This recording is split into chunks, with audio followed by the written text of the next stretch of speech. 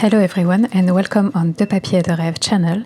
I'm Ursula and today I will be painting some crocuses with you, but in an abstract way. I already painted some crocuses on this channel before and it was quite fun, but I wanted to try something different for today's video. I want to focus my work with the crocuses on the shape and the color, but not too much about details. That's why I call it a little bit abstract. It's not totally abstract because you will be able to see the flower at the end, but there is really no details at all to it. So I'm starting this painting by applying some nickel azo yellow on my paper. I try to think about the shape of the crocus and paint them with my brush in one stroke almost. And I try to think about the way they are in nature, so they are kind of gathered together. So that's why I'm trying to paint in my first layer on the paper. And of course, the crocus are really yellow, but in the nature, they are on the ground. So you can see the ground quite a lot when you see at crocuses. And you see also the foliage, but the foliage is very particular, and I will get to it a bit later. So for the ground, I'm using a mixture of indigo, rose madder lake, and transparent red oxide to get this violet tone that is quite earthy because I'm using the transparent red oxide into it.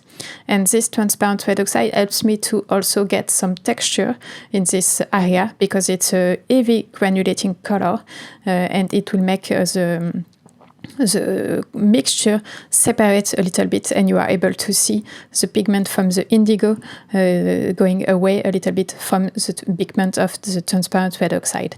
It's very interesting to work with this kind of color because it adds a lot of texture to it. Almost all my paper is wet right now, and you can see that the nickel azo yellow, even if it was my first layer put on the paper, it rushes into the wet area around it, and it's very a specificity of this color that I like a lot, the capability of moving into a wet area. It's really interesting to push the pigment of other color with it, and it makes also beautiful effect this way. So now, even if my paper is really wet, I want to add some ID of the foliage, and for that I'm using a dagger brush that is really, really fine with really long hair. It's really hard to control, but I think it's a great tool for this kind of really, really fine leaves that the crocus have. Of course, I have to work a little bit with Aria that wants really hard to get the brush because she likes my brush a lot. But it's quite fun to work with her because it gives me the opportunity to take a step back often and see things differently. And she had a lot of energy to my gesture because I have to avoid her paw. For the color of the foliage, I'm working with indigo and nickel azo yellow. It's a perfect combination for green to look like the foliage of crocuses, not too bright and not too dark. And I'm already using the indigo and the nickel azo yellow in the rest of the colors, so it really ties all the color together. I like to not have too much color in one painting. I think it's better for the unity of the painting to have to use the same color in a painting. I will let this layer dry totally and talk you through my supplies. For the bushes, I'm using Princeton Neptune number 8, Raphael Petit Gris 903 number 12, and a Leonard 972 PS Aquarelles. For the colors, I'm using nickel azo yellow, rose madder lake, transparent red oxide, and indigo. And today my paper is from Arches in hot pressed. For this painting, my goal is to be a little bit abstract, so I do not want to have too much details on it. I think that the first layer is really great. You can see all the colors and the feel of the painting already. Right now it lacks just some tiny details and some contrast a little bit.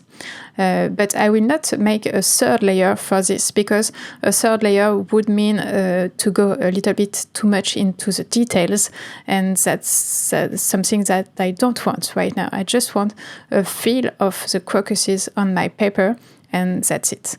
That's why I call this painting somehow a little bit abstract, because it's not totally abstract. You are able to recognize, I think, the crocuses, but it's not either really realistic, so it's kind of in the middle. So I start this second layer by adding some depth to the crocuses. I try to work a little bit the volume, and for that I'm using my brush. I try to make some oval shape on top of the crocuses. It will define them a little bit and also construct the volume a little bit more. For the crocuses that are on top, I try to still be real yellow. I mix it with a little bit of transparent red oxide in order to get some darker shade. But I try to keep the yellow from the first layer in this area. But as I'm moving down on my paper, I add a lot more of transparent red oxide to the mix, so that the crocuses are a little bit in the same hue than the earth just below. And as my paper isn't as wet as in my first layer, I can work a little bit in details for the foliage. The color will not be so blurry as it was in my first layer, so I can have a little bit more definition. And I try to work this foliage in a calligraphic way with really expressive brush strokes on it. And I want also to have some rhythm to it.